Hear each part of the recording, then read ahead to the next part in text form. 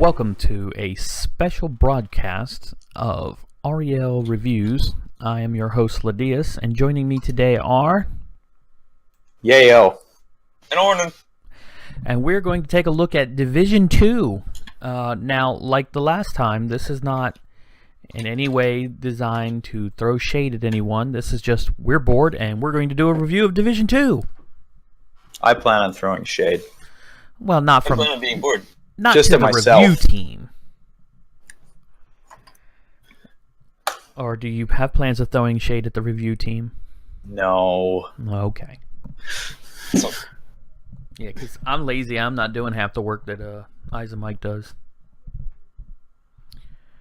yeah, no videos and nothing. Yep. Nope. No montages. Since we are doing Division 2, shout out to Eyes and Mike and those review folks because they do a great job, especially with all their videos and everything. Indeed they do. So we are catching just the beginning of Week 11. 2 games have been played. And want to just take a look at something real quick. It looks like you guys have lost a coach. Lost a coach? Yes. Yeah. Oh yeah, Orifice. Right? Do you know why? Real life stuff came up, or? All I've heard about is that someone else wanted the All Rights name for next season, and since Orifice is here and kind of AFK, it's taken over. Huh. Huh. Well. Quite interesting. Yeah, I know when I talked to him earlier in the season when I played him, he said he wasn't having fun with rats. So I assume it was something with not having fun with his current team and real life stuff coming up where he was just like, guys, I think I'm going to take one off. Yeah, just Well, being done with it. but dying is fun. If you say so. Well, since we're looking at the leaderboard and you just happen to be one of the coaches at the top of it, why don't we take a look at your team and tell us a little bit about what's going on with the Sure. New Year Norse? Ask any questions away. We'll answer at the best moment. Well, actually, this is kind of more of a moment where you just get to freely plug your team and explain why you do what you do. Has people questioned you about choices for skills that you've wanted to defend? Constantly, and I have loved every single odd comment about the team. Like, what is going on here? Why does he have an AV9 Yeti? Why is there shadowing on this lineman with strength up? Why does he level up his linemen to the point where they're almost more developed than his positionals? And I will happily answer them one on. Well, go for it. The floor is yours. Floor is all my freeze up. The Yeti.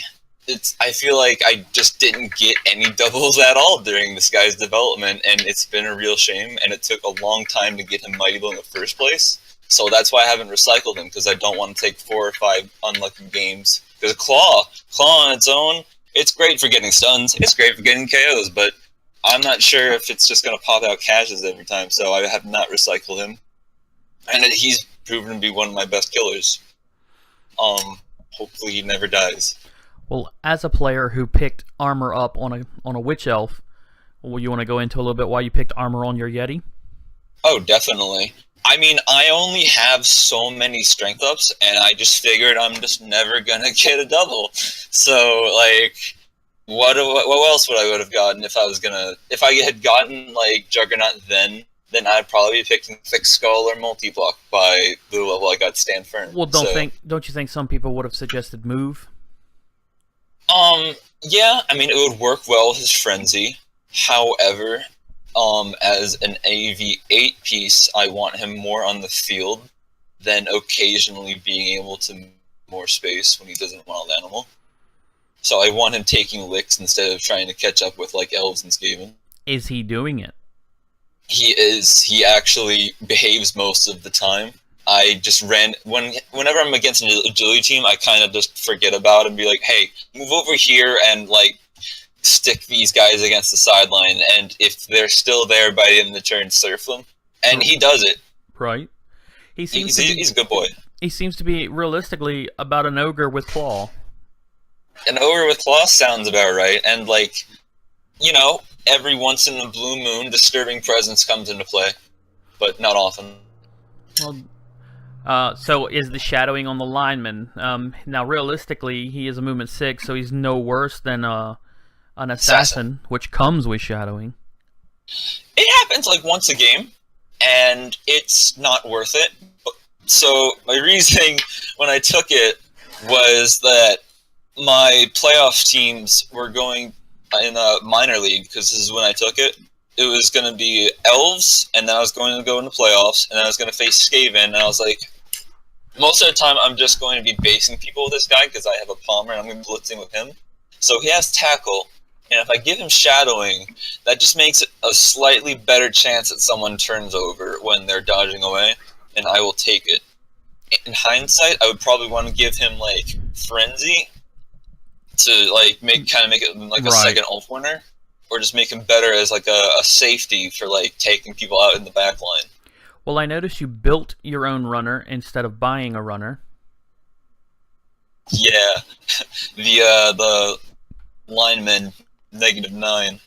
He at first I was just gonna make him a normal lineman to help me deal with Bastions getting out strength and stuff, but I ended up running into a team with strip ball, and at the time before that I had another lineman that was carrying the ball for me, and it was a strength 4 pro lineman, and he was doing some good work, but then he got hit by a rock and he died.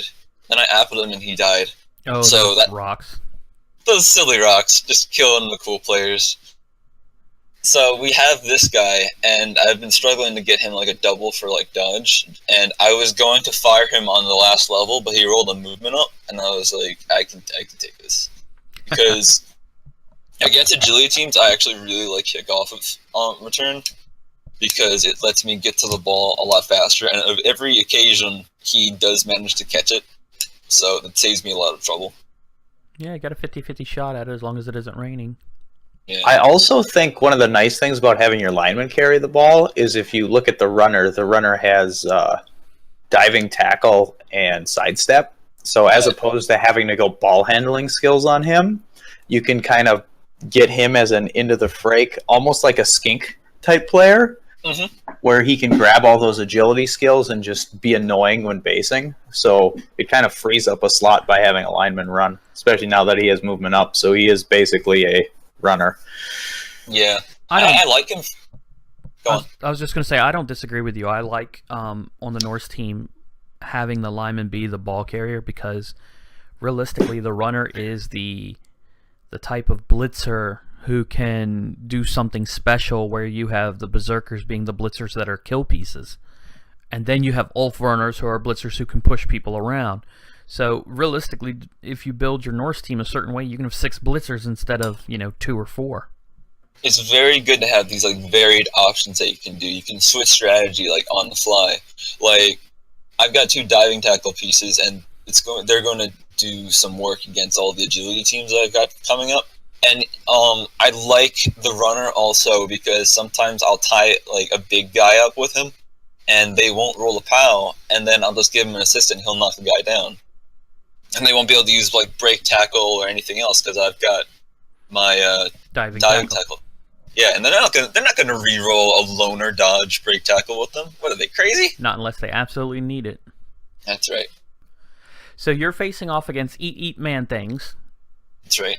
So if you win, you've pretty much locked your division, because the third place, Tadpole's in the big city, he's played his week 11 game, and you've already beat him, correct? Yes. I ended up killing one of his swords in the first turn. It was a pretty nasty match. And then the next game you play Can't Catch Us, so that's Spoony Bard's Nurgle team. Yeah, the Death Nurgle. And then after that you face off against High Elves. That's right, Whitemane Ravagers. Yeah. So they can throw a monkey wrench in you, but realistically you're in charge of your own destiny. Yeah. Now I'm just fighting for the top spot, rather. Well, is there anything in closing you want before we jump over to your opponents? The last thing I would like to say is that the diving tackle on the Berserker was my last level, and I was excited pick an ability skill and it's their agility skill then led to instrument. Yeah, I think a lot of people would have went with dodge. Definitely. I went with dodge on my first double Berserker. It made him live longer until he got fouled. Oh, those kooky fouls. These cookie fouls. Who's next? Let's take a look at Eat Man Things, since Opponent. he is in second place. Let's move on down. Moving on down. As we were talking about a little bit before the recap started, he looks like he's really gotten beat up, especially since I've played him. I played him in the beginning of the year, and he had probably 14 players, either 13 or 14. Now he's down to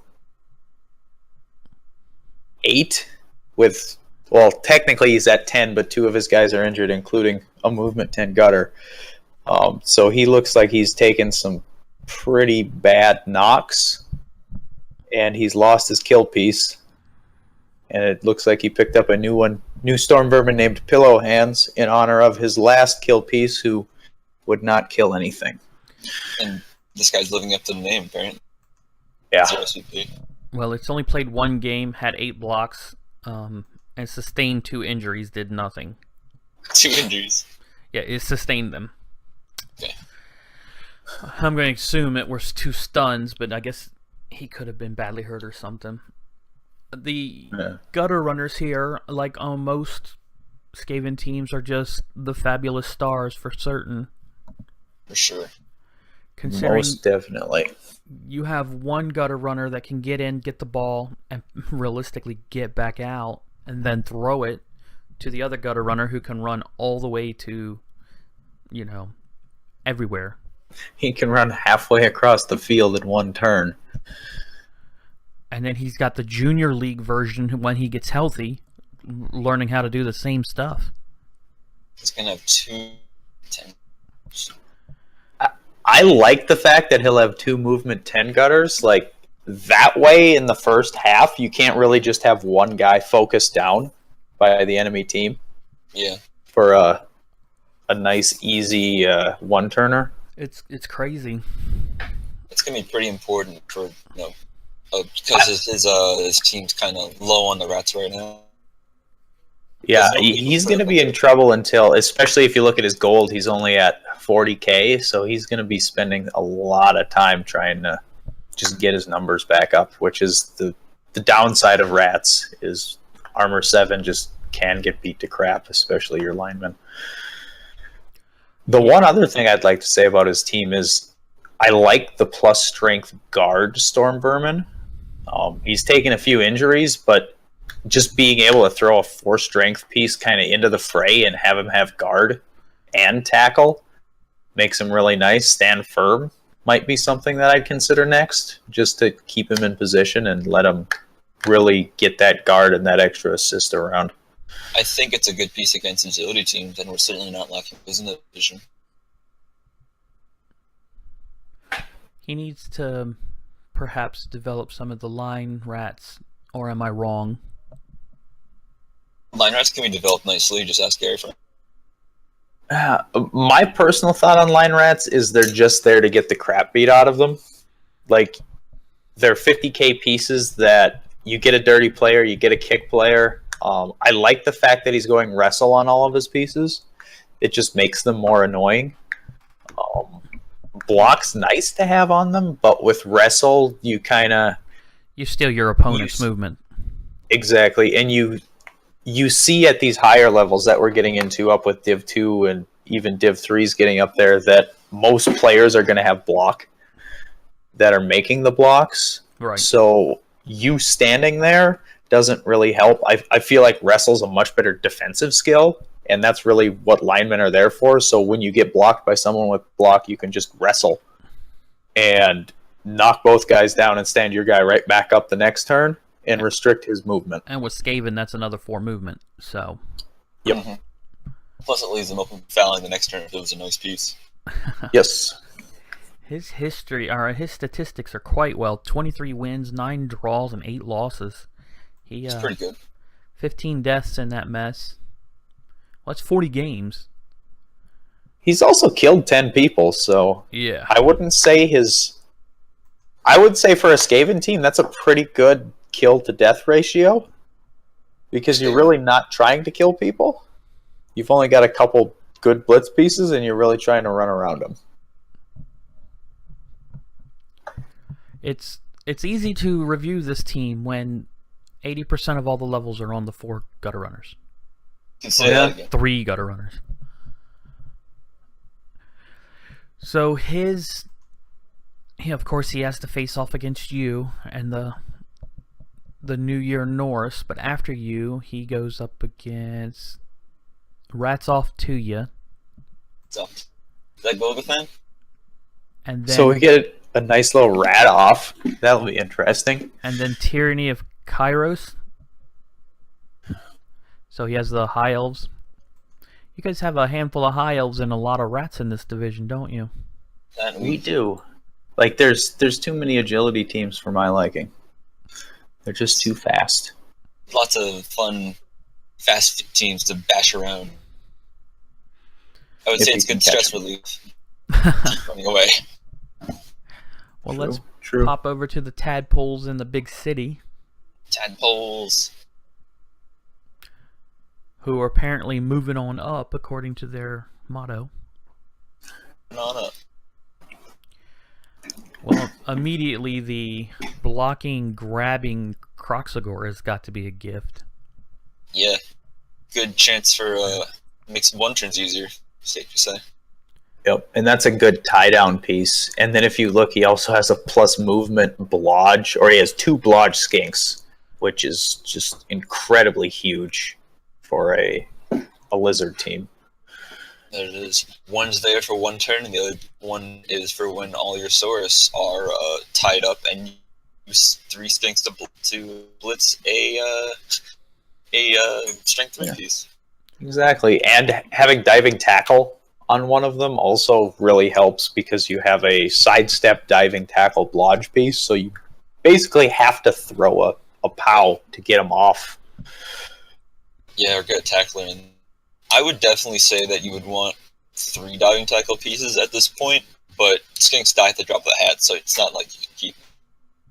Yeah, it's rough. I would say the same thing. Like, I would want at least one of those other skinks to get diving tackle. I personally like it as my first skill over sidestep, but those are my first 2 usually when I play rat or lizards. He also has very good Saurus development. I was about to say, which is nice. Take a look at Joe Dirt with his 22 casualties and 2 deaths inflicted. He's doing a good job.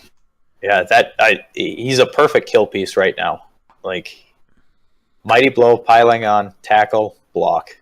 That's exactly what you need. He's well dressed for the division. Yeah, maybe he gets a double. He's close to leveling. If he can get a nice little double next turn, yeah, get jump up and really just ruin lives. Get more murdering going on. One thing that was interesting when I was playing 130, I think I played him 2nd week, so really early in the year, is he didn't have block on all of his pieces, and he was commenting on how he will occasionally not take block on the first Saurus level based on what he needs. Which is, I personally consider it a smart thing. Like, he needed extra strength, so he picked up a guard piece. And having break tackle on at least one Saurus is a great option, so you can remove that guy from a line and move him where you need him.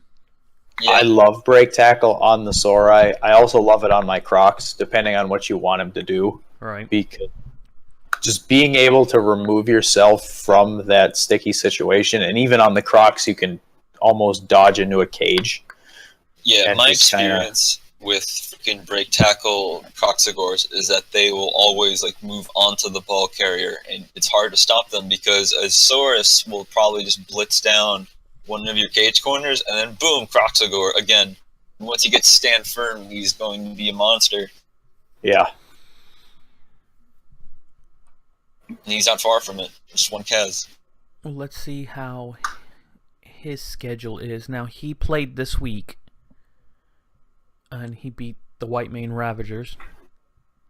All right. And he has to go up against all rats, which will be an admin win now. So that's a victory. They took a death. White Mane Ravagers. Who was? and then he'll have to play against Can't Catch Us, so Spoony Bard could dash some of his dreams, but right now he's definitely going to be 8-1-3 going into the last week. And that's pretty strong. I mean, you might as well count him 9-1-3 just for planning's sake, and now you know what you have to do to keep your spot. You have to win at least once and draw at least once, and you'll beat him. Yeah. I feel like the hard part of the season is kind of out of the way, and I'm just saying that because that's the orc team, and I always do badly against orcs, and I did do badly against cheese tactics. Horribly. Well, since you brought up cheese tactics, let's take a look at him. Right. Cheese tactics. With his level up. With his goblin, baby Swiss. When I played him, I don't even know if his goblin took the field. I saw a clip the other day of a strip ball goblin being thrown across the field and just hitting a gutter runner, stealing the ball and scoring. And it was pretty sick. That sounds incredibly sick. I would definitely want to see this happen. So if you throw the goblin and he lands and he's not moved, he still gets his turn? Yes. Yes. Even if he lands on his back, he can get up. Oh. As long as he doesn't break armor. Gotcha. Yeah. As long as he doesn't have the ball. Right. Crazy. But that's a good way to get some nice one-turn touchdowns for fun. Is you can throw a goblin halfway across the field and have him run in. Well, he does have sprint and pro. So, correct me if I'm wrong, but pro and strip ball are both the doubles for a goblin. Yes. He only gets general access on doubles. So, I guess he probably is getting a lot of questions asked about his sanity as well. That's right. I like this fun pick for Goblin. I feel like both... Having a goblin is weird on an orc team. Most people don't take it. I like his skill pick, though, because with pro, you can reroll landings without using a reroll. Right. And that's pretty big. Because even if you fail your landing, it doesn't end your turn. Right. Okay. Depending on if he has the ball or not. Right. Yes. If he has the ball, of course, that changes everything. Yes. Whoever has to face him next is going to probably be pretty happy, since he seems to be missing a Mighty Blow frenzy piece and his guard. Yeah, his extra guard. Would you say that most people would just go with block on a goblin as the first double? I feel like most people would, but being strength 2, it's one of those things, unless you're going to have him as your ball carrier. That's why skinks always carry the ball, so having blodge on them is huge. I would have went dirty player. Goblin-wise, you're not going to carry the ball too much on your goblin, right, unless you're trying to do a one-turn, or usually you're throwing it at people. And he's more looking to put him in there, especially with the strip ball, and just have him as a half-die sacker, it looks like. So I don't mind the pro. Maybe I go wrestle after strip ball. If you get another double? Ball? Yeah. What if you don't roll an extra double? Do you give him catch? Do you give him sure feet? Maybe jump up? Since he has strip, I don't mind the jump up call. I go with sure feet because he already has sprint. Yeah, sure feet's another good one. I think I would have, but had I rolled the first double, I probably would have given him dirty player with the idea of getting sneaky get next and just fouling like crazy. And it really depends on what you're looking to do with the player. So I feel like, as opposed to a fouler, he's usually he's using him as a utility player that he can throw around the field. The reliable artillery piece. I liked how he actually picked accurate for his thrower. Like he actually intends on throwing with this piece. Maybe not plan A, but definitely plan B. At least it's a slightly better option. It's a 2+ instead of plus on a really short pass. Right. And his one killing orc is there. It hasn't leveled yet, so what do you think he's going to pick up?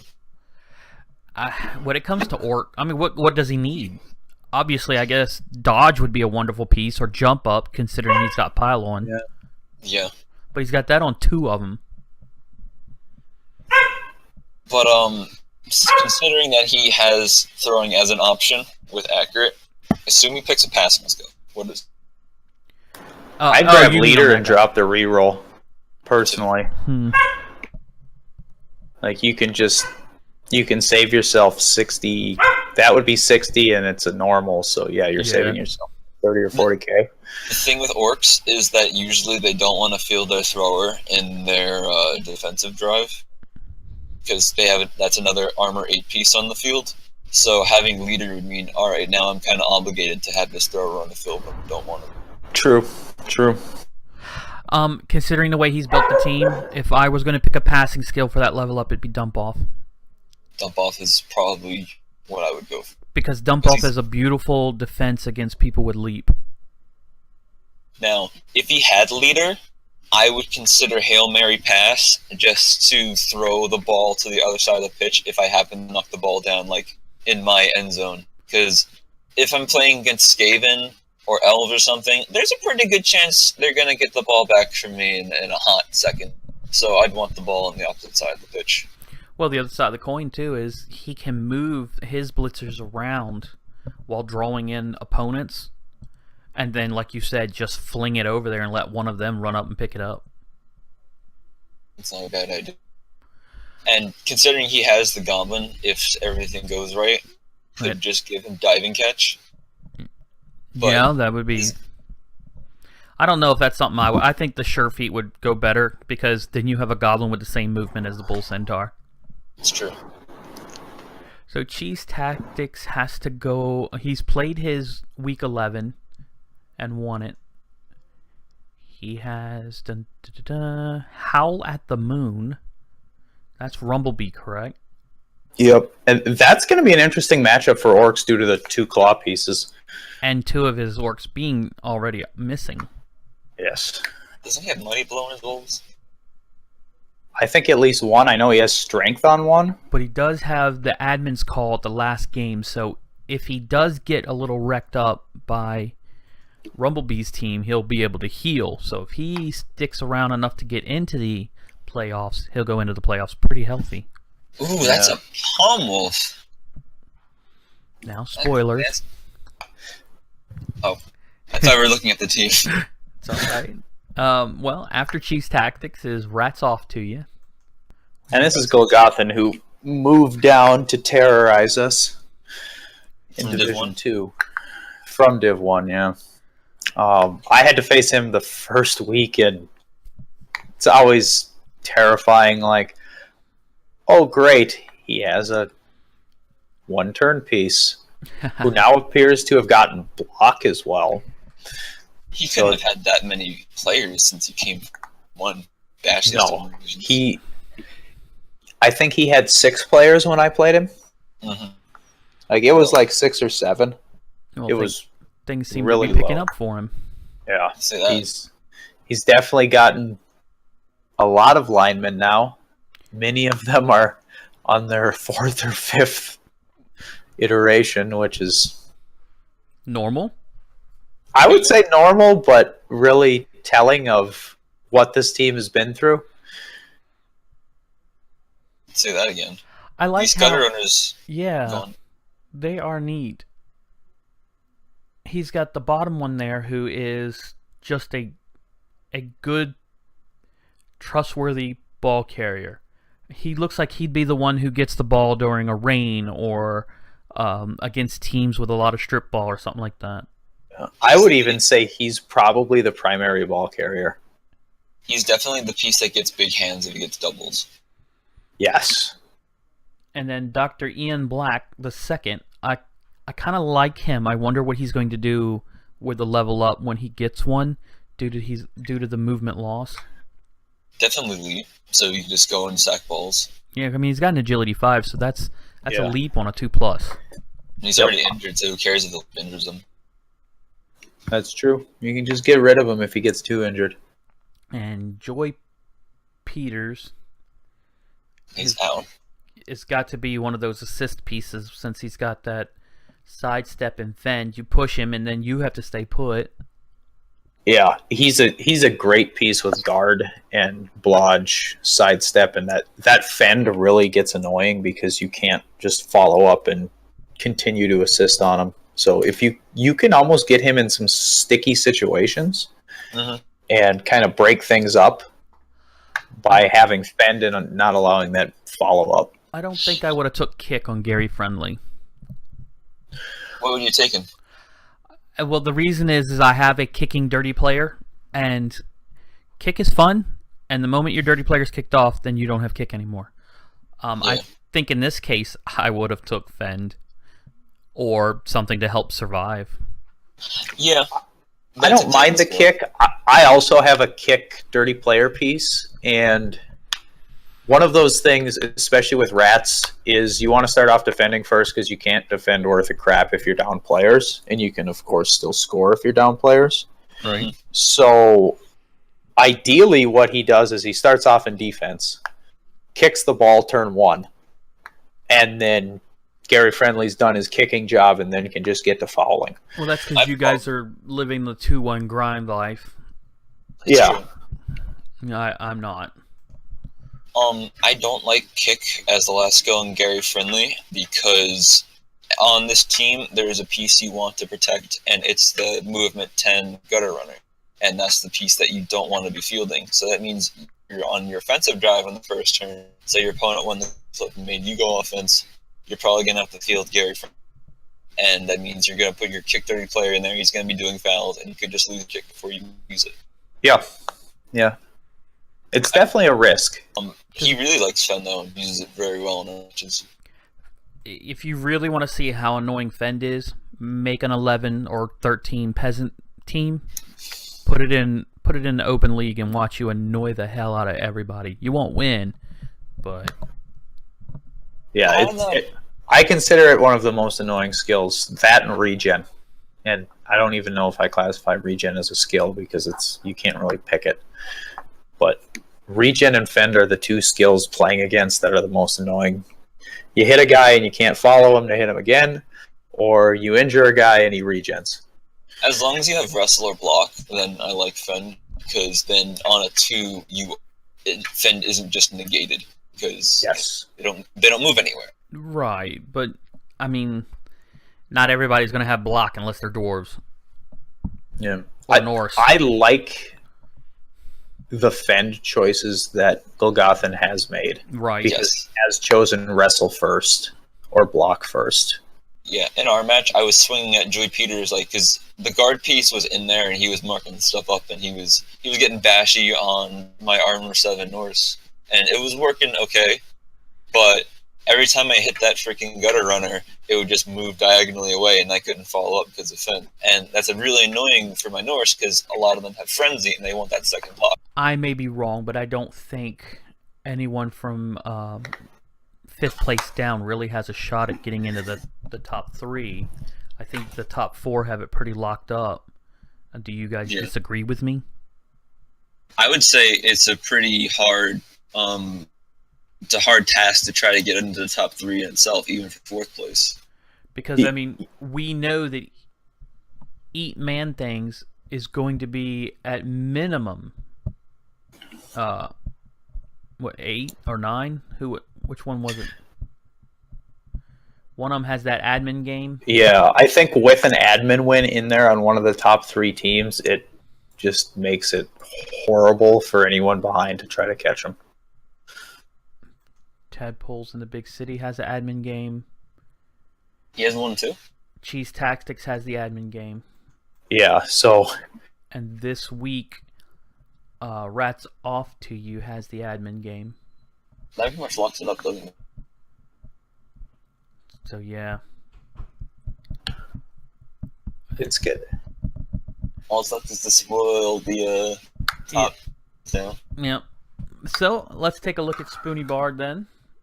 Spoony Bard, speaking of spoiling the top teams, got our Nurgle here, eating more deaths than you count.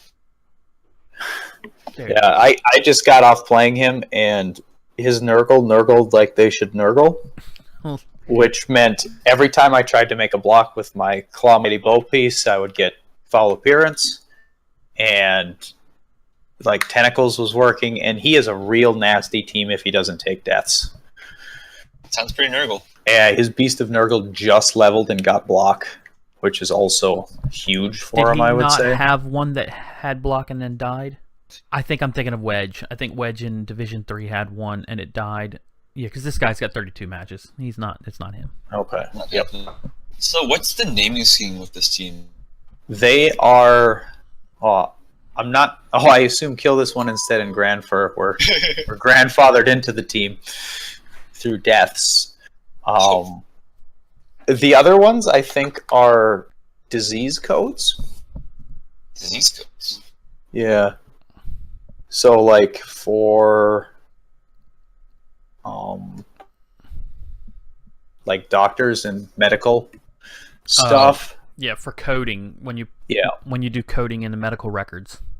Yeah, medical record codes for like certain ailments and things. It's pretty interesting. Yeah, I agree. So that carrier is pretty nice. It's only got one double, and yet it's a great carrier.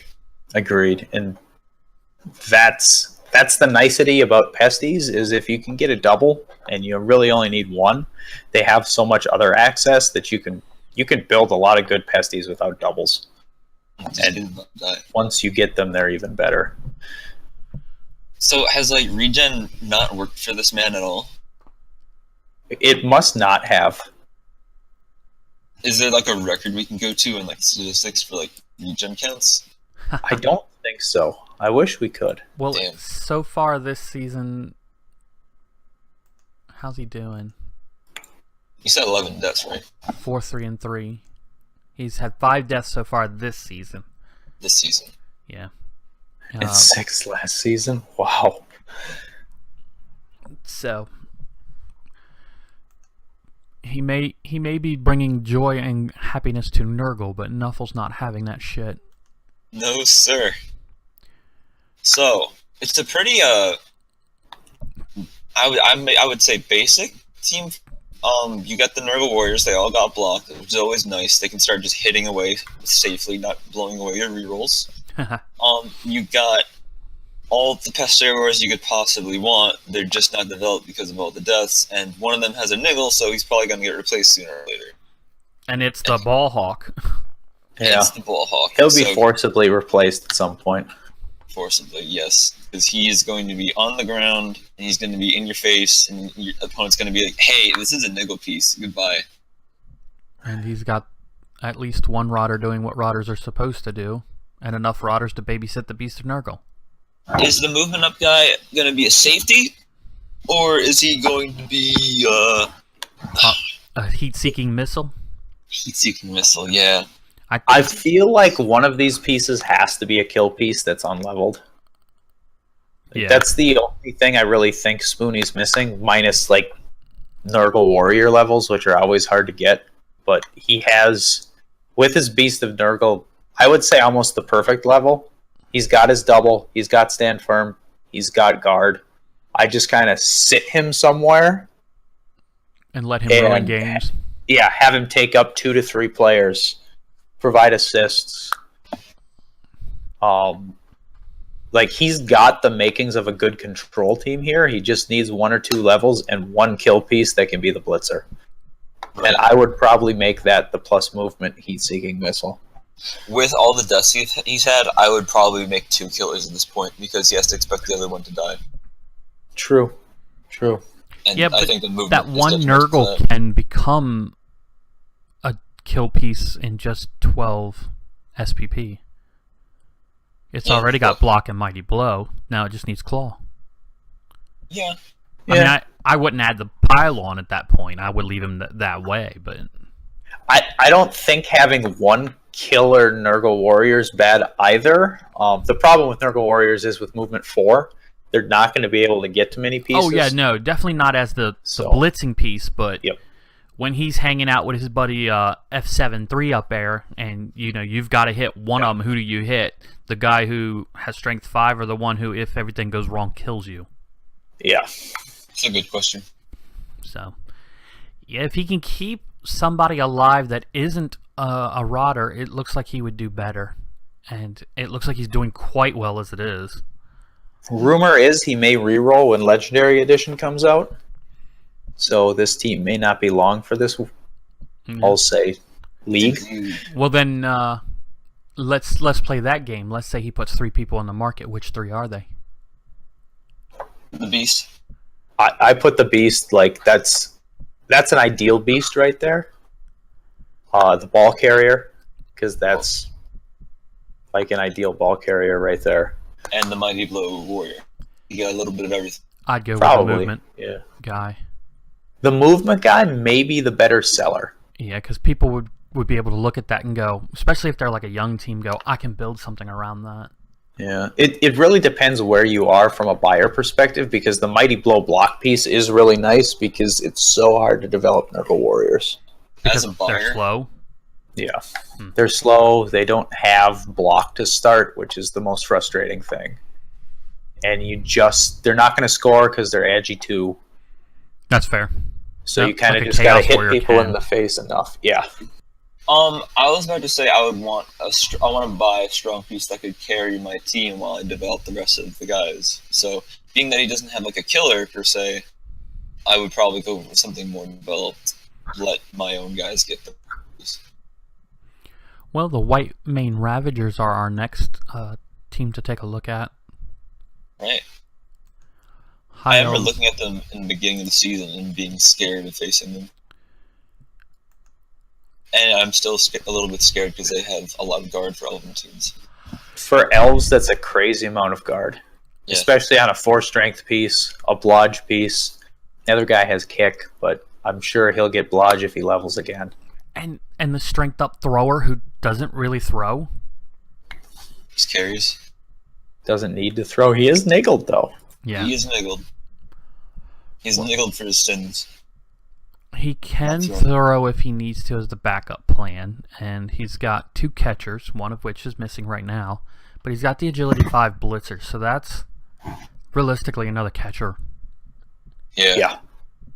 He doesn't really have strip ball, which I'm a bit surprised by, because if he did, then you could probably still knock the ball away from the carrier normally and just use his sure hands piece to pick the ball up in like one tackle zone and chuck it over people's heads, because safe pass puts him. He's lost 3 players this season so far, so that he might have had a ball hawk at one time. Definitely. Yeah, he definitely looks beat up right now. He's missing a few catchers. The gray there, I think he needs to pick up the wrestling to be that ball hawk. He's got dodge. I always go dodge with the first skill for catchers. That's fair. Keeps him alive. Yeah. It's Well, it lets them move and score. It's a quality choice. It's a little bit more utility-wise than block. Block's nice to have, but as you said, with catchers, you're really trying to score from distance. So being able to dodge out of tackle zones and get into the end zone's more important than being able to survive a block. It really depends on your opponent, because if you go dodge first, if you're playing teams that are missing block, you kind of have like an unofficial bludge, because most teams, like say if it's the first or second block, aren't going to be taking that both down that they roll. Right. True. I don't think I would have took the strength up on the thrower. Now, I build my throwers to do what their job says, so I think I would have took strong arm. It's a bit bloated. I don't hate it. Just like as a first level, having a 4-strength piece is really nice, and I would have done the same thing he did with the switch and said, this guy is just going to be my ball carrier. Let's get him blodge. I'll get him sure hands, and he'll walk down the field with it. He can throw if needed. But I don't need to do any long throws. And with Agi 4, he can already do some shorter throws pretty easily. I guess his next skill would probably be what? Tackle? So you can make... I'm not sure. Why not? So you can make him a blitzing piece. It's fair. Good. I was looking at the team's history to try to discern who leveled first, Turalil, the thrower, or still the fancy. And I couldn't really decide because they're both been there for 37 games. He also has an interception in his records there. That's a nice little feather in the cap as far as I'm concerned. That it is. Yeah. From the looks of things, I would say that he got the strength up on the thrower first, and he was just happy to have a strength 4 elf, and he was developing to be like a blitzer, but then he got the other strength 4 guy, and now it's kind of like a case of, what do I do with this niggle strength 4 guy, because he's going to die eventually. Also, if you look at his statistics, he has 18 wins, 2 draws, and 18 losses. It's either win or don't. Yeah, it seems like a balls to the wall team, which I love. In my opinion, the most fun way to play. A lot of teams can't play that way. Yeah, last season my he was Necro 7-6. A lot of teams don't have 3 guard. Yeah, he has a very nicely developed elf team.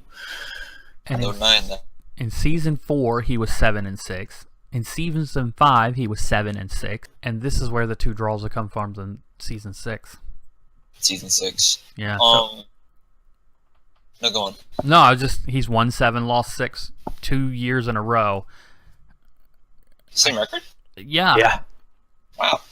So I mean, I guess that really shows that he has consistency and he knows what he's doing. Would that not be read as the dice get him? If you're losing 6, I don't think you're going to have that many bad dice games. I feel like if he's playing balls to the wall, he should be playing Woodies instead. I agree with that. I agree with that. So I think it's a case of he needs to change teams.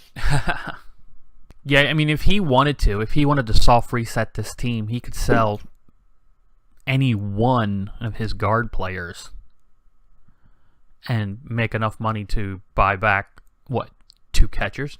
Catchers are interesting. I don't know if I'd want to go 4 because they are AV7 and they don't start off with dodge. Right. If you have 4, that means you can't protect all. Yep. So until you get, and again, this is the downside of elves, their linemen are expensive. Yeah. So you don't really want to run a lot of extra linemen. You can't really carry that bench. 1 is like the most I've ever seen for high elves. With Woodies, I've seen 2 because they drop a hat. And then there I was with 14 elves on my dark elf team. How did you play your dark elf team? Was it like a semi-bash team, or just like a tougher? If I had a clue, I'd answer that. I play it with, hey, look, I rolled this and I need that now, so I'm going to do that. And He plays with elves with fun. yeah, whatever else shows up, I'm going to do it. I made a dark elf catcher. He had movement, dodge, and catch out of a lineman. Dodge, catch. Yeah, that's pretty good. On alignment? Yeah. And my assassin has catch because I wanted him to do something when he wasn't stabbing people. So let's take a look at our next player, who just happens to be one of our hosts. So let's take a look at your team and take this moment to go ahead and explain any of the craziness that anyone's questioned about your team. All right. I haven't had too many questions. We kind of went over it already, but I have a kick and mighty blow piece. Or not mighty blow. Dirty player. Dirty player. So he's the same thing where I kind of want to... For me personally, I like starting on offense so I can start beating people. I'm not scared to foul with him because, unlike rats who have 3 players who are going to run around and do crazy things, I only have 2 players who are going to run around, and both my werewolves, I don't really want them to do crazy things because they're my expensive pieces that I somewhat protect. You play your werewolves like a surgical knife. Yes, that's really what I do is Kurt's my main blitzer. If he can't blitz, I'll blitz with Sir Farts-a-Lot. Sir Farts-a-Lot is technically my 3rd werewolf. I lost a werewolf last year, who I'm kind of glad I lost him because he was Rackle. And I really think block is a lot better. But now you don't have any wrestle pieces on your team. Yeah, but I you can don't. get that on zombies. The ghoul, Life Stolen, the ghoul who got guard was going to be a Rackle piece, but then he rolled doubles on his first level. Right. So And that kind of limits you because now you don't have like a wrestle sacker. Because I think you were better off with the Rackle. Death will do a thing. it does. The interesting thing is with Werewolves and Frenzy, if you can get to the ball, there's a good chance you're knocking it down with tackle. Or pushing it out to get hit by something else. Yeah. So I have a lot of dice I can roll if I can get to the ball carrier. I haven't had a problem with really needing Rackle so far. But again, that's more of a playstyle thing where because I don't have Rackle, I'm not really trying to actively throw a 1-die with any of my players. Speaking of the 1-die, have you considered maybe for Surf Arts a lot getting what's the one that lets you up your strength? Dauntless, Yeah. that is going to be his next skill. So Kurt, if he doesn't roll doubles when he hits Legend, if he ever hits Legend, will get Pro. Sir Farts-a-Lot will get Dauntless on non-doubles. I'm curious. Why do you want to go Dauntless on? I like, especially on offense, throwing Sir Farts-a-Lot on the line. So against like a 4-strength or 5-strength piece, I will throw him on the line, probably give him enough assists that he could get a 1-die anyway, and then use Dauntless to hopefully up that to a 2-die and just let him go. Personally, I like Dauntless, especially against 4-strength pieces. So that's my thought there is he'll be more of a backup blitzer, but if he's basing a 4-strength piece who managed to just push him because he does have Lodge Yes. and decided to follow, having Dauntless really, I will say, deters that follow because I can just get 1 assist for a 2-die. Now, if he rolls double, are you going to go Mighty Blow, or have you ever considered something like the Juggernauts be able to surf pieces? It'll probably be Mighty Blow. I had a death scare with Kurt, and I'd prefer being able to have a second Mighty Blow claw piece. Especially, as I said, I like putting Surf Arts on the line for my offensive drive, so being able to get a quick removal would be very useful. For the Dauntless, it's kind of a big risk when you're relying on it because you also have Frenzy, so it's going to be 2 Dauntless rolls if things don't go well in the first push. So that's a fairly big risk if you're going to... It is a risky skill, and that's...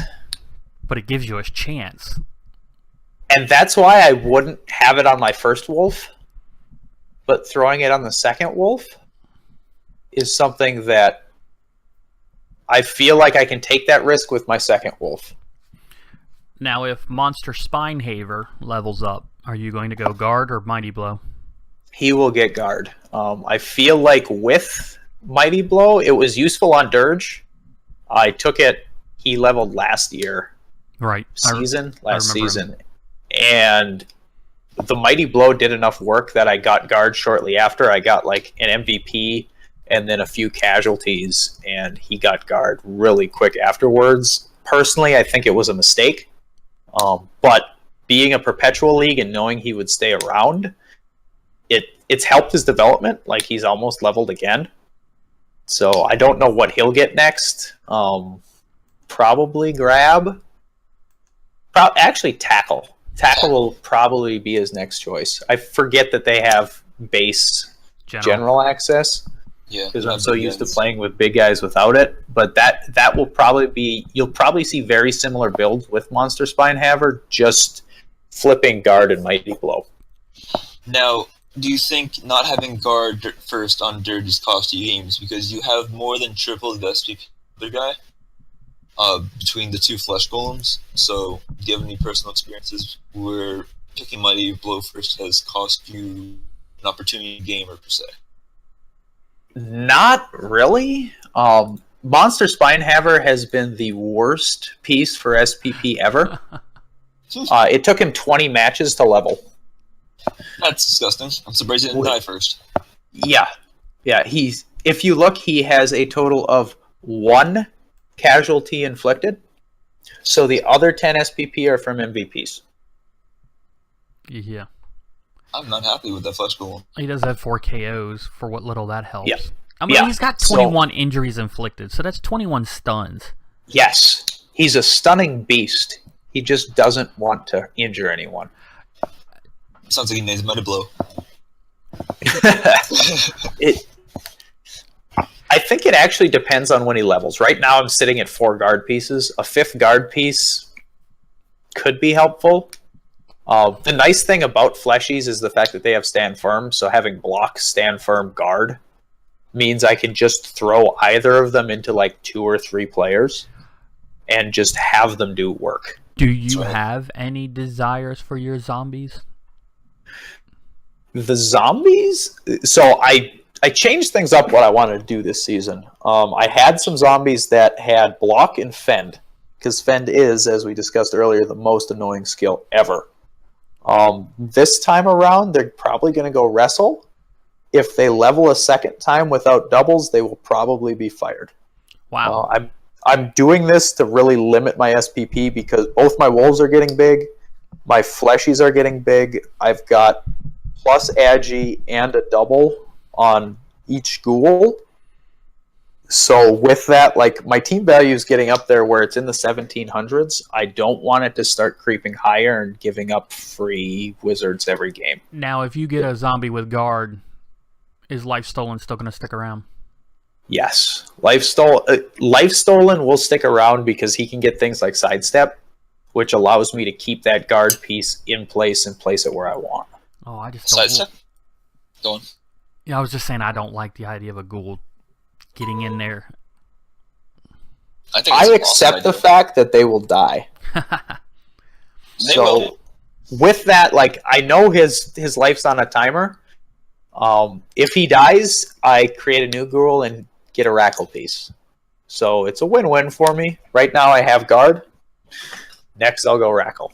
Do you play mostly near the sidelines? Because then the sidestep will start coming more into play.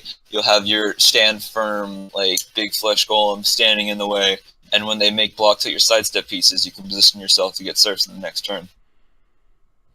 Defensively, I don't. Offensively, I do tend to run towards the sidelines a good deal. Depending on the team. Obviously, against elves, you don't really want to get surrounded by them. So No, you want to do the surrounding. Yeah. Crypt Keeper rolls doubles. Do you take something from the passing tree, or You have to guard, don't you? He probably gets block. Even on his double? next, yeah, unless it's like a plus strength double. Well, yeah, I guess if he gets plus strength. Yeah. Strength or agility is the only thing I would skip over block right now. Yep. Have you considered the idea of maybe one of your whites getting strong arm since you have an agility 4 ghoul? I haven't. I don't know what I'm doing with my whites this time. Previously, my last developed whites got tackle because my werewolves did not have too much tackle. This iteration, my werewolves now have tackle. So one white's probably going Mighty Blow for development reasons. They also, like, being able to put a white on the line and just have him hit something will be nice. Can I make a suggestion? Sure. I would suggest taking stand firm on one of your whites so that you are more immune to one turn. So you can field 3 stand firm pieces against agility teams. That would be really good for you. That was another thought, is basically have a light fleshy where he doesn't have 4 strength, but the stand firm allows me to place the guard where I want it and not have it move. It is an interesting build so far. Your wolves look like they are made of dreams for people. Yeah, and the sad thing is, like, the teams I've played, their wolves, I would almost say, are slightly better than mine. Like, Kurt's developed, I would almost say, perfectly. He could probably have used another double, but right now I don't even know if I would take piling on if he leveled. Yeah, I don't think I would either. Just because, like, that risks him too much. So if he rolls a double, I have no clue what he's going to get. Plus strength would be great. I would take that. But other than that, like his next plan, as I said, leader is going to be leader would be a nice skill on him because he's always going to be on the field. And and your heroes are 70k. Yeah. You'll reduce your points by what, 40? Yep. So it's not a bad idea because Kurt's always going to be there, like you said. I was taking a look at your history real quick here. I mean, your statistics from this season. You're 3, 4, and 3. You have 2 deaths sustained and 2 deaths inflicted. Yeah, I think the deaths sustained this year have been ghouls. So it's 1 ghoul and 1 zombie. So nothing, I would say, super important, thankfully. It looks like for the most part you've been trying to do the 2-1 grind. That's really just how things work out, especially with Necro. Like, we have fast enough pieces to make a score or 2, but we don't have enough fast pieces that we can screen for the fast pieces with the ball. So we kind of got to group up. That's why I have a lot of guard. You just kind of grind down a team and injure them. Well, anything in closing? That's all I have. Well, I definitely think you want a second player. What was that? I think you definitely want a second 30 player so you can rotate out your kicked defensive line. Yep. Previously, I had my other dirty player level twice, so at that point it was just like, you're getting a bit expensive, bud. I'm sorry. Oh, actually, he died. He was the one guy who died this year. See you. Nice, Tim. Who was not nice.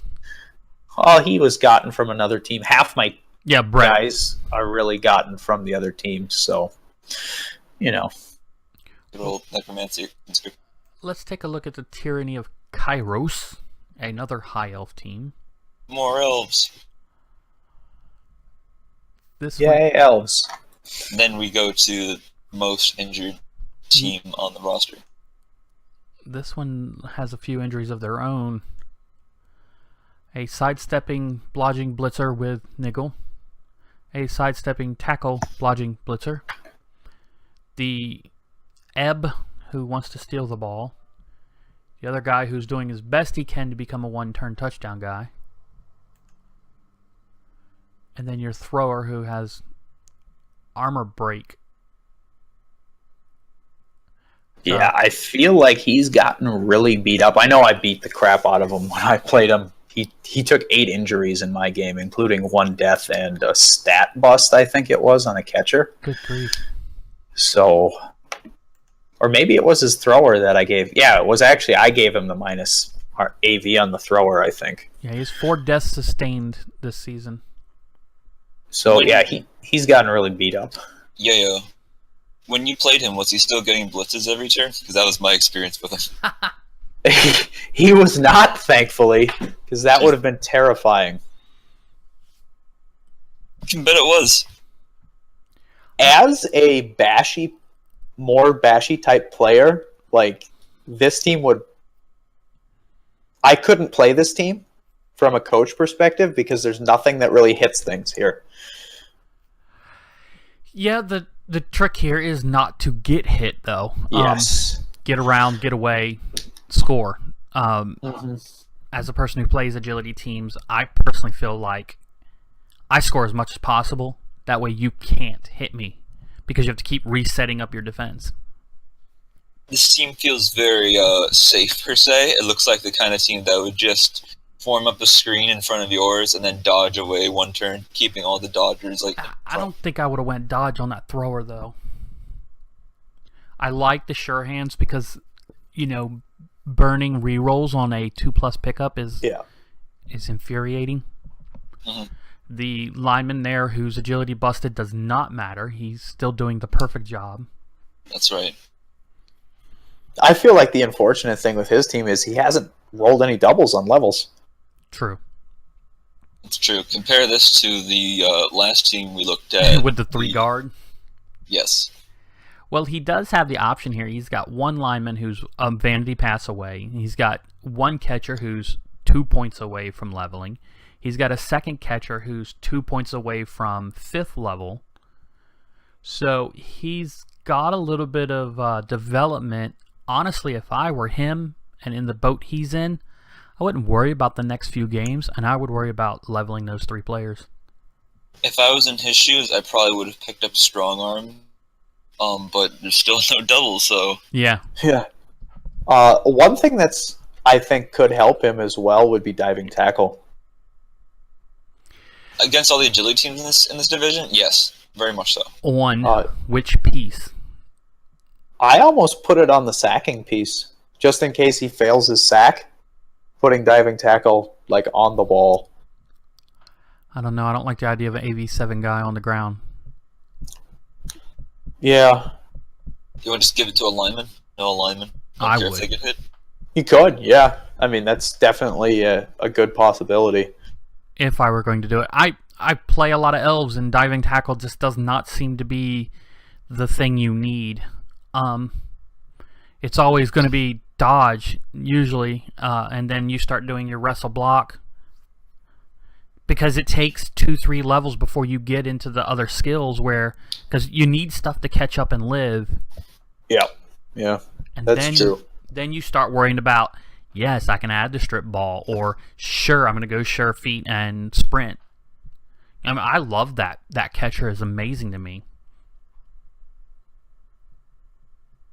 Yeah, diving tackle is generally something you see after blind step for, protection. It just makes them more useful afterwards. Because people still fail dodges when you don't have diving tackle. It just, sweetens the deal. And people always forget it because they don't see it too often, and it's just one of the yellow skills. So they're like, it's agility. It's not going to hurt me. That's what I'm counting on. Exactly. It's great when people miss it. So where's he in the standings? He is technically in 9th with 334. He's not the only one there. The next one, Pale Scales, is also 334. You want to move on to that next? Yeah, I think we should. I mean, he has the opportunity to play these next 2-3 games as a way to build his team up and survive. Yeah, and I think for anything, as you were saying, anything 5 and below, we're kind of all at that point where let's look forward to next season because we're not making the playoffs this year. Survive and come out stronger. Yep, look for those levels and see what you can get. Well, Pale Scales has a lot to look forward to because he's got some nice levels going. Yeah, he's got some development there. I get to play him next week, and I'm happy he's missing the guys he's missing. You mean the one guy who has diving tackle that you like? Yeah, he has a diving tackle sidestep guy that's out and a Mighty Blowsaurus. Both of those pieces are things I don't want to face. Unfortunately, because of your TV gap, he's going to replace that Saurus with Slibbly. So he's going to be back up to normal Saurus. Well, he's 1440. How many players does he have at the moment? He'll be running an extra 120 team value because 2 skinks. Yeah. So he'll be at 1560. Yeah, and right now I'm at 17. I think I'll be at 1710. So we won't. He'll have to dig into his Why own would you be at pocket. 1710? You're at 7. Oh, because you're going to ditch that money. Yeah, I'm running at 190 gold right now. Yeah. All right. So he's probably not going to be able to afford Slibbly then. Yeah, but I'll still probably have to face a wizard, which I don't like. Or he could get the stabbing skink, maybe. Potentially. Yeah. I think him having 2+ strength skinks is really nice. It's sad that they haven't really been able to get any doubles since then. Yeah, I don't think I would go the stabbing skink against a necro team. In my experience against Pale Scales, he tends to protect the strength 3s a lot, and that results in them not being used. Oh, screw that. A Yep, strength that makes 3 sense. skink, use him as a missile, man. People do not expect to see it. Yeah, I think the choice of 2 tackle Sauri is interesting. I don't hate it, 3 but I would have elves preferred or 3 rats. tackle. I would have preferred guard on one of those. I might have even gone Frenzy first. Nah, I can see why he did it. I mean, you guys may be right, but I understand why he did it with all the dodge in your division, all that elves. Yeah, it's very anti-elf. The Croxagore is built well. Yeah, guard and break tackle. And then he's got the Saurus who does the same thing. Mm-hmm. He looks like he's poised to make this team into something next big. season. How did he do so far? So he's 14-7-7. So wherever he came from last season. Well, he was in the playoffs last season. Yeah, last year he was playoff. Yeah, 9-3-1. So he did quite well. He had 2 deaths. And then, this year he's just not having a good go of it. He beat RHYS and then lost to Eisenmite. I always heard good things about Pale Scales. I always heard that they were going to be one of the favorites because they got in the playoffs and they had a really nice-looking lizard team. And Well, I mean, if you look at the team, it's beautiful. Even it's pretty good. even in his But he's loss, just kind of beat up now. even in his loss against Eisenmike, it was a 3-2. So, and he had 52 blocks against Eisenmike's 41. So I think he pushed him pretty well. Yeah, I think he's kind of suffering from the upper division problem of we tend to get more bashy the higher you go. So, like, I think he's just been beat up all year. His early success has put him in a position of weakness. Yeah. And, like, even if you look now, I'll be coming in with 4 guard pieces, which means I'll be able to easily deal with the 4-strength Sorai. Right. And I'll have 2 claw pieces who can just shred his armor. Honestly, you should be able to remove every single Saurus. That's the hope. The dice probably won't favor me. I'm expecting a pretty good match, but we'll see how it goes. Between your wolf and your dirty player, it's definitely a possibility. Well, what advice do you offer Pale Scales, if not against you in the game, but let's say in the next 3 games to aim for development? I think those other 2 Sorai, like, they're hard to level, but being able to go in with full block Sorai next year would be huge. I don't think you need too much guard. Like, he has 2 guard pieces, maybe a 3rd, but not more than that. The tackle, at least 1 tackle piece was smart. Would you advise getting rid of the Strength 3 Movement 7 guy? Probably not. Strength up on Skinks is just so rare, you kind of gotta just do whatever you can with it. I have mixed feelings about this because Strength 3 is great, but he's still a stunty, and he has no blocking skills. So as a safety, he's pretty garbage. I mean, the Strength by itself is almost the same price as another Skink. Yeah, they're just really bloaty, and because of these strength ups, say he could have gone sure hands, he could have gotten blocked on them, he would have a lot less TV, he could probably afford better inducements against the people that he's having difficulty with right now. I do think 1 Strength Up is amazing. I don't know if the guy had catch, so when he rolled the doubles, I think I would have went block. I don't know. I think it depends on the order. Yeah. Like, if he already had 1 strength up, that was just bare bones strength up, maybe you bypass the second one. If his first one was the catcher, the second one being, like, wide open first level, I almost always take that strength up, because then you still have some easy development levels ahead, and all you need is 1 more double, and you have a 3-strength blodge skink, or a 3-strength wrestle skink. Well, see, I also like sure hands on Skinks. Sure hands is a great skill. I wouldn't personally take it over block. I definitely think you'd want a sure hands piece on a lizard team, because you run into the problem of every piece with strip ball, like gutter runners now have a nice 1 die on you, or an elf with strip ball has a 2 die. Imagine a Woody jumping into your cage at will with strip ball and just pounding your skinks one after another. Especially since you only have 2 guard. Yeah. One of which is slightly unreliable. Slightly, you say? Well, 1 in 6.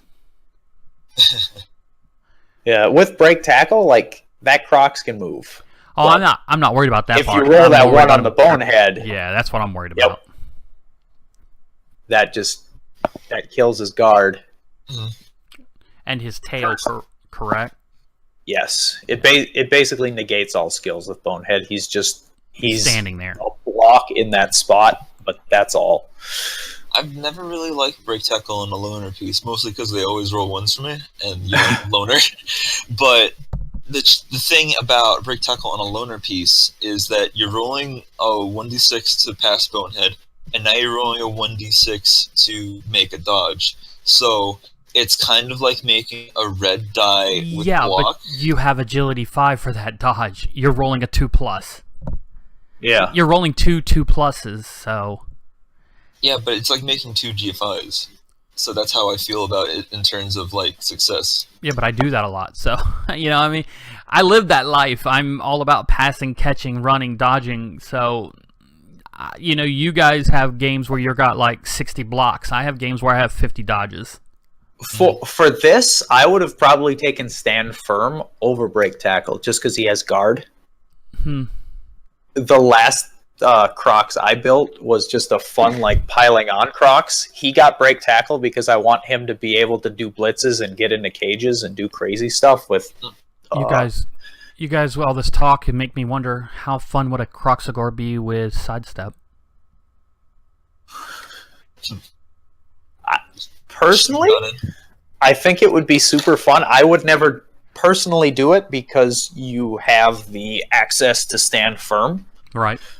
Like, it's nice to get him in there, but very few people block him anyway, so sidestep's not going to be super useful. Gotcha. He can get in, but he's also going to get knocked out unless you also give him stand firm, because then they put a bunch of guys on him and they hit him. Yep. Yeah. Which, a bunch of guys on him is nice on a guard piece, considering that you have Prehensile Tail and, you know. Yep. Well, let's take a look at our third lizard team. Quick run. It's Godzilla. Yeah, my fellow rookie doing rookie cast. And this lizard team is a Beat bit up. different. They lost their star player in Godzilla. Yeah. Yeah. He lost Godzilla, who was what? Blocks Crocs? Boxcore. Yeah, Mechagodzilla only has 3 games. But look at the Saurus. The Saurus are developed beautifully. He has 2 Mighty Blow pieces, 3 guard, a blodge piece. They all have block. Like, this is what you want your Saurus to be, and contrasting to Pale Scales, you notice Pale Scales had a lot of skink development. Yeah. Mm-hmm. He has 1 developed skink that has block and a diving tackle skink, and the other skinks are unleveled. This is, from an SPP or from a team value management standpoint, this is the better way to have your team. This is all you need, really. Well, 2 of those skinks only have 1 game, so I'm assuming he fired the other ones. It's very likely. Yep, very likely. And punishment. That's what I personally like to do as well, is if you level a skink 3 levels and don't get a level... Well, I don't know. He's got 4 deaths. So, yeah. No, I get what you're saying. I've heard that a lot, and it's hard for me to, after putting time and effort into players, to just throw them away. Yeah, it's very hard for me as well. And it depends where your team's at. Like, right now, he has enough developed Sorai where I think he can start leveling his skinks. Where they can actually carry the team?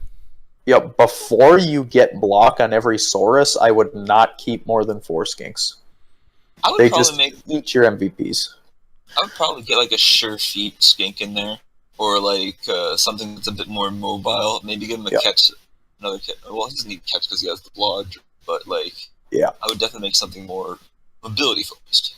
I agree. I would have 1 mobility skink that, if you could get sprint, sure feet, sidestep, he's going to have a very good chance at scoring a 1-turner or getting wherever you need to go.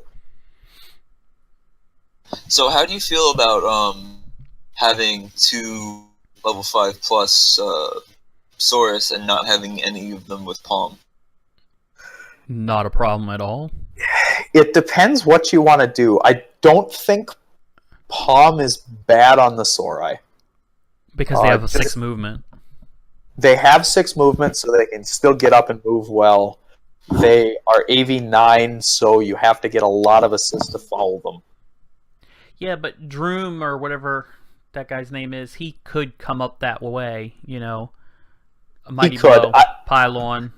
I mean, yeah, he can kind of do whatever he wants. I personally, as opposed to Stand Firm, probably do Palm on Titanus. I think Titanus is there to surf people. Yeah, true. Because you either surf him or you break him with Mighty Blow. Yeah. One or the other. Maybe another tackle piece on the guard block instead, or the block guard, either one of them. Yeah. Another tackle piece now wouldn't be bad. Because he's got 1 point away from leveling and 2 or 3 from the other one, so those are both ready to go. The Blodger should probably pick up Stand Firm too, considering he's got Blodge. Most definitely. Stand Firm, Blodge, Guard.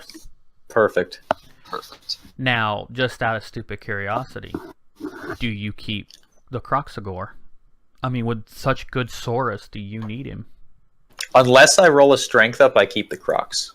If I roll a strength up, I debate getting rid of him. Mm-hmm. But the interesting thing is you can now build this Crocs to be just guard Stand Firm. You don't need him to do blitzing. You don't need him to hit people. You've got your Saurus developed enough that they can do all the smacking. Yeah, he is just a control piece now. Especially, and the prehensile tail really helps that control. With lizards, I feel like you want as many pieces that can be throwing blocks as possible. So, even though he's expensive, I would probably still be 7 pieces that are strength 4 or better. Yeah, exactly. Gotcha. Well, let's take a look at Rumblebee's Necromantic Team, Howl at the Moon. All right. A strength up blodging werewolf, a palming werewolf of hate. That is definitely a kill piece. Jump up and tackle. Got some freaks in here. Yeah, his wolves put my wolves to shame, and like I like both my wolves, but blodge plus strength, and then palm with jump up and tackle are just two nasty pieces. Unless he gets a stat up that he really, really wants, you go pro next, right? For the last one. The jump up, yeah. Didn't he not have a problem keeping flesh golems alive this season? Yeah, when I faced him, he only had 1. Yeah, and you can tell like they are the only thing that's really underdeveloped on his team are the flesh golems. Well, the one has 29 and the other one has 6. So, and the whites are being mini flesh golems. You need them to. I mean, they're not dying. Yeah, and I like from his development standpoint, because he has a plus strength wolf and a palm wolf. Going Stand Firm makes a lot of sense on the white. I debate something like tackle because he's a little light on tackle, or Mighty Blow on the second one that levels. He's got the kicking dirty player zombie. Yeah. But he's got the guard block zombie. He does, and that's a really useful piece. Even with niggling. The interesting thing about niggle on a necro team is regen. Yeah. So it hurts you a little bit less because you do have that regen roll. It still means he's very likely to get removed. I mean, not that you care about your zombies, but it's just something that's going to happen. I would keep the niggled guard until he rolls another like severe injury. Yeah. Oh, definitely. The one I would say gap right now in his team is he doesn't have a good ball carrier. Well, as Rick Hardbeef there only has 1 game, I'm going to assume he had a guy who died. Yeah. Yeah. I just can't see putting guard on these ghouls. I think I would have went with Lich's Boneheads and went Mighty Blow. I think it's an interesting difference between Undead and Necro, where you get 4 ghouls on undead, Right. you get 2 on necro. So the other opposite side of that is you get 2 werewolves for those 2 ghouls. Yes. Right. So you kind of treat your werewolves as the go get in there and do some damage stuff, Yeah. which relegates your whites back to guard and more control. Getting that extra control on a ghoul really helps just from the movement standpoint. Yeah, I mean, I get that he can get in there and he's hard to move, but the moment someone hits him, people are going to target your ghoul with Mighty Blow. Yeah. Unless they have no other option, that's what they're going to do. And Yep. Oh, go ahead. so you'd want the ghoul to get targeted because No, I he's- don't want him to be targeted. So he's saying if the ghoul has guard, he's going to be targeted with Mighty Blow pieces. Not if he has Mighty Blow. Because he will be has targeted. AV7, yes. Yep. If you roll doubles and you're not going to do something weird like Nerves of Steel or Leader or, I don't know, passing skills or whatever you're going to do, if you're going to pick a strength skill. Now, I saw a guy the other day, his ghoul had Thick Skull. I know that's not going to win games, but I thought it was clever. But I would go Yeah. to Mighty Blow because then he becomes a third blitzer if you need one. You know, obviously the wolves are going to go first, and the way you're building your whites, they're not blitzers. Would Thick Skull actually lower the life expectancy of a ghoul because it'll just be around another turn to get fouled? But most people aren't going to foul a stunned piece. It'll still be there the next turn lying down. Yeah. My personal thought, and why I took guard as well, is your whites have relatively good movement. Your fleshies have poor movement, Yeah, they're and kind of dwarves. like are there to just tie up pieces. And super zombies. If there's a break, you have werewolves, and now he has a plus strength werewolf, so this kind of negates that. But at 3 strength, your werewolf, if you can get that guard piece in there towards a cage, he can eat up the assists, and you can get some good werewolf blocks to get in Right. towards the wall. I mean, You can do I the see same the thing with value of whites, it. but don't get me wrong, Yeah. I see the value of it, but to me, you're putting a piece of glass up against things. yep. And the other interesting side point is your werewolves are most likely to get targeted. So there's a good chance people will zone in on your werewolves and not really target your ghoul too much. I like the guard piece a lot because I treat the ghouls on Necro team as supports to the werewolf because they have high movement. They're going to be forming cages around the ball carrier. When you go deep, if you like get held back with like your zombies and your fleshies, because you'll have your whites and your ghouls, and if emergency, you also have your other wolves. Which player on this team is the ball carrier? You know what I mean? The dead Sure, one. the strength 4 blocking guy is Dead dangerous. one. In theory, it's that second ghoul. In practice, like next game, I probably put the ball on Luke Thywalker. Or Level. whoever needs to pick it up, you know? I mean, Yeah. it's I would probably try to level the unleveled ghoul just to get him wrestle, and then let him try to get MVPs from there, so he can get tackle. And then I would just ball carry with Luke Skywalker. I don't think he needs wrestle. Seeing that we're saying carry the ball with Luke Thywalker, if Luke Thywalker gets another level, do you give him sure hands? Tackle. Sure hands is just I go tackle. Because he's got good helping whites, like you guys said. He can step up to almost any cage and start removing it. Just beating on things. Yeah, the moment he gets a hole, here comes that strength 4 guy. Yep. Yeah, and I think tackle's the most likely choice, but just because we were debating saying, hey, Luke Thywalker's your ball carrier, having sure hands on that Agi 3-piece so you make it a 1 and 9 as Right. opposed to 2 and 3. yeah.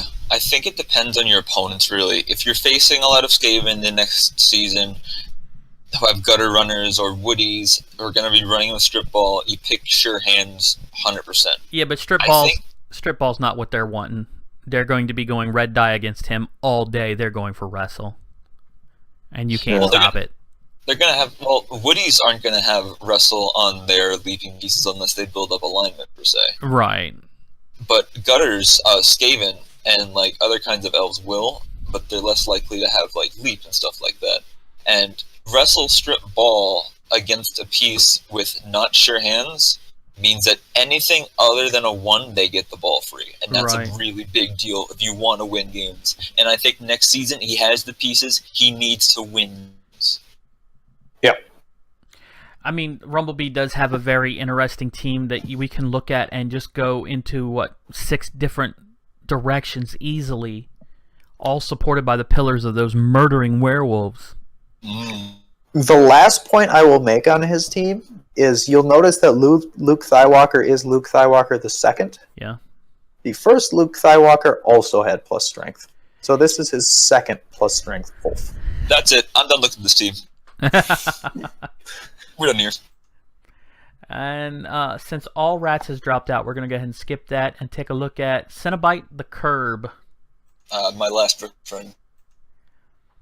Who, as a rookie team, seems to be having a rough day, but by his levels, he does not seem to be having a rough day at all.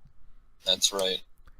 I think the one thing that sticks out, and this is more personal choice, that if he wants it, he can keep the Mino. I drop the Mino. He has more TV than me. I have to, as much as I enjoy the Minotaur, I think you're right. The Minotaur at this level would be a luxury, and it's not a luxury you can afford. I think it's one of those things where early in your team development, where you don't have a kill piece, you don't have anyone with Mighty Blow, you're just kind of... But he just you need to get those removals. Yeah, you keep it. The moment your team gets developed and you get one kill piece and a little bit of control, which he has control and kill pieces all over, I drop that Mino, and like you drop 150 team value right there. Right there. Free wizard. That Beastman is such a sporadic spazoid. He's strength up. He's extra arms. What in the world? And break tackle.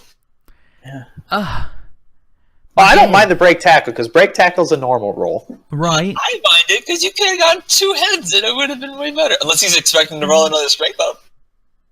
Why would 2 hands be better? Maybe. Or 2 heads? I mean, 2 heads because he just dodges on a 4+ Because of anyway. the dodge. And so he can make 2 dodges on a 4, on a 2+, as opposed to 1 dodge if he fails the first one. Because break tackle only counts for 1 dodge. No, you're right. I don't think I would have went break tackle either, but what's with the extra arms, you know? Definitely for picking up the ball. I don't know why he... Well, he's got a sure hands guy for picking up the ball. Yeah. I don't know. It's just crazy. With him buying the Minotaur, I don't think he's going to ditch it because he wants it. He just got it. Yeah, he wants it, so he'll develop it. I don't think Minos are bad pieces. Not at all. If you can get plus strength on them, tentacles on them, just like there's good options. Block's rough to get. If you get plus strength, he's 3 dying any 3 strength piece by himself on a blitz. Yep. And that's a beautiful gift. I mean, don't get me wrong. He's got a murder piece waiting for Claw. He's got a fresh beast man. He's got maybe that's gonna sound stupid, but maybe that's the guy he needs to fire. If he wants to keep the Minotaur, get rid of the 0 Beastman. I know it's only 60 points, but maybe it takes you out of giving people free wizards. Unfortunately, then you lose your bench. Yeah, I keep the bench. He's fouling, but like he has the Minotaur now, and against all the Bash teams, he has all these Beastmen that are going to be taken out of the game. Gotcha.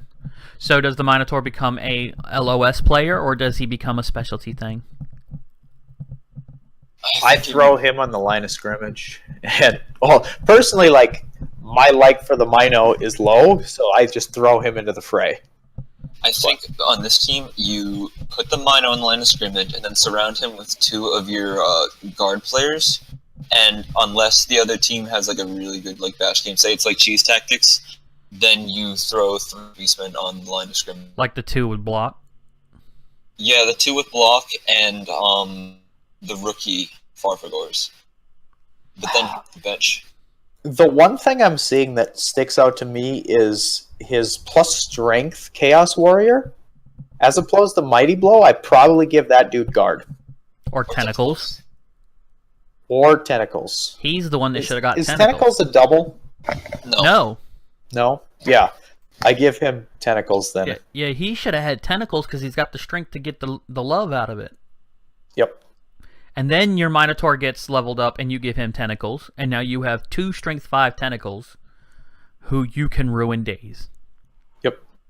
And then you put, if your Mino gets the 2nd level, you put something like guard on him and just ruin days. Yeah. As a person who gets a lot of grief for the skills he picks, I am definitely not throwing stones. But my question to you two, who seem to have much more experience in team building, do you think that this one is more of a symptom of just not having a dedicated plan for leveling?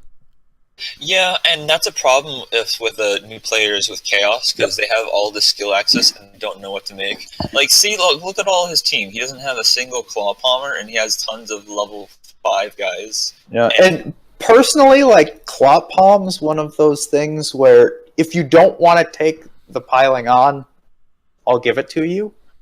Just Claw Mighty Blow, he has one piece of that. Personally, my thought is it's an experience thing. If you notice, coach-wise, he's level 5. He probably started off with, in the rookie league, was his first foray into Blood Bowl. I used to do this on my teams all the time. And I started just watching streams, talking in our Discord, like asking questions, right, and just absorbing all this info. And it helped me build teams. And as you said, you need to have a plan. Like, at least actually for a few plan of them. things out. You know, I'm all for the chaos and the fun, and not chaos as a pun, but, you know, and I'm a player who likes, you know, let's roll the dice and see what happens. I try to minimize how bad the dice can defeat me, but the dice are still the device I'm using to win and lose. That's right. And I think you're going to see Belmoth, Ka, whatever his name is, the number 11 Chaos Warrior. Yeah. He seems perfect for your palm piece. Right. That's right. I mean, it's going to take a while to get him up there, and he's not going to get Claw till he's a legend. Yeah, and I mean, like the guy who went Claw Mighty Blow, I mean, I know your team probably needed some guard, but that's the wrong guy to get guard on, I think. Yeah. I don't think it's horrible because he's going to be in the fray. Like, you blitz someone, claw him down, and get into the fray, and then you bring in your tentacle piece to support that guy. And I guess the other side of the coin is, you know, if he's standing beside someone, what are you going to do? I can attack the Strength 5 who's now Strength 6 because he has a guard buddy, or I'm going to attack the Strength 4 guy who has Block, Claw, and Mighty Blow, and if things go wrong, I'm dead. Yeah. It's personally how I haven't played Chaos in a while, but how I play my Nurgle and my Chaos is if I can get some good development early on the Chaos Warriors, get them some Mighty Blow, I want to use my first Beastmen more as ball carriers, and then build up a kill Beastman. So if I can get a kill Chaos Warrior to start to tide me over until I can get those kill Beastmen, and if you look, Moo Tiger, the top guy, like he's 2 SPP away from getting either Mighty Blow or Claw, and all of a sudden, I mean piling on or Claw. Gotcha. So he's like he smells like he's going to be your blitzing kill player. So you can kind of these higher levels get guard on your killier Chaos Warriors, and then you're throwing them into the fray, and you're kind of saying, "Come at me, bro," because if you don't knock me down, I'm more likely to get an injury on you. The other thing to remember here is he's going to be probably demoted, and he's going to go into a Division 3 as a train, and he's going to wreck people. Yep. It's the only thing that's going to hold him back again is his high team value. Yeah. It's hard on a Chaos team. It's hard giving up a wizard. Well, as a person who is a bloaty team, I can attest to that. I would definitely say, with his record and my experience playing against Juggernaut, that he probably wants to take a second, work on his mechanics, and work on his team building. Because in my match against him, sometimes he would just base a guard against 2 people and then leave the guard there to get smacked free, and that's a problem. Do you think he should try to operate with some trading with people? Trading? What would he even buy? Well, no, what I mean is trade a player or 2 and get something developed from a different team. Who can he buy from, really? Well, he can trade with any Chaos coach. Yeah, I don't. What I'm saying is, does he make the effort? I don't mind his team development enough to say I need to trade one of these players for something else. The only thing I would think is dropping a Chaos Warrior for a Kill Beastman. For a trade, obviously, not just firing one. Right. Yeah. I think there's someone out there who sees one of these pieces and oh, this is really cool. And I think they'll buy them. I mean, I could see someone like Iron Master. I could see Iron Master maybe getting that Chaos Warrior with Guard and Tentacle and making an offer for that. You're right. I would take that plus strength or the Claw Mighty Blow Chaos Warrior if I was running Chaos, because those are both great support pieces, and that plus strength guy, as we said before, you give him tentacles next and no one's moving. Right. And you throw the other tentacle on the Minotaur and you've got bookends that are going to screw up elves and other. Yep. It's horrible. I hate tentacles. Well, that is Division 2 in a nutshell. Your top 4 players have the best bet of doing and seeing the playoffs. I think with 2 of the top 4 players getting an admin game here in the end, that's really going to set it. And you guys said you have 3 spots? 2 spots. So how about we finish up with Ornan? Who are the 3 going? 3 going for the playoff spots? Yes, sir. I think we just keep the top 3 that we have. They already have enough wins unless something drastic happens. Cheese is going to have a difficult time rising up. Yeah, I think Cheese is going to have a hard time catching up. Cheese does get an admin win, so he's basically 6-4-2. With a win, he's 7-4-2, which isn't bad. But with Tadpoles already playing, and I think it was Eat Man Things is the other one who gets an admin win, it's going to be tough to catch him. Rats off to you. Tadpoles in the big city. Okay, so and that's even worse than for Cheese, because the 3rd place team is guaranteed 8-1-4 right at a minimum. Yeah, but he's guaranteed 6-4-2 at minimum. Yeah. So, I mean, yeah, he's 1 game behind. So Tadpoles or Eat Man Things has to lose something for Cheese to have that shot. Let's take a look and see. Cheese is going up against. Well, he's already played this week, so at week 12, he goes up against How at the Moon, and then he gets his admin win. So they have to lose. If they tie, I think they keep him down. Yes.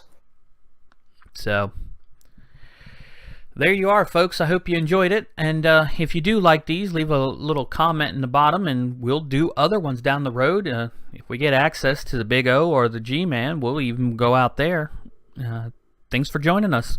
My co-hosts today were Yayo and Ornan.